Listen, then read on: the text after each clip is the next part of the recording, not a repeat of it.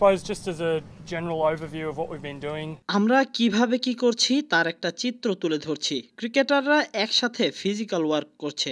সামনে যখন অনেক খেলা থাকে তখন এসব ফিজিক্যাল ওয়ার্ক করার ভালো সুযোগ। বাংলাদেশ প্রায় 12 মাসই খেলার মধ্যে থাকে, তাই বলতে গেলে অফ সিজন বলতে কিছুই নেই। আমি যখন ছোট্ট এই সময়টা পেলাম ঠিক করলাম এখন ফিজিক্যাল ওয়ার্ক করতে হবে, তাদের পরখ করে নিতে হবে, কোন ক্রিকেটারের কোন দিক দিয়ে কাজ করতে হবে এসব বোঝার চেষ্টা করছি। তাই এখানে পাস ফেল বড় বিষয় নয়, কার কোথায় শক্তি আর কোথায় দুর্বলতা, ফিটনেস কেমন তা বুঝতে পারাটাই মূল লক্ষ্য। জাতীয় স্টেডিয়ামেও কিছু টেস্ট হয়েছে। স্পিড কন্ট্রোল নাহিদ অসাধারণ পারফরম্যান্স করেছে। গ্রুপ হিসেবে আরও ভালো হওয়ার চেষ্টা করছি। এখানেও কিছু স্ট্রেংথ টেস্টিং এর পরামর্শ দিয়েছি।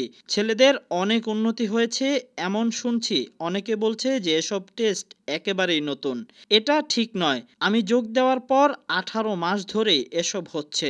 খেলোয়াড়দের উন্নতি মনিটর করার জন্য নিয়মিতই এসব করছি। ছেলেরা এখন অনেক টি-20 ওয়ানডে খেলে, তাদের শুধু ক্রিকেটে উন্নতি করলেই হবে না, অ্যাথলেট হিসেবেও উন্নতির জায়গা আছে। Who are playing a lot of T20 and one-day cricket for us at the moment. They're really focused on improving not just their cricket but becoming better athletes as well.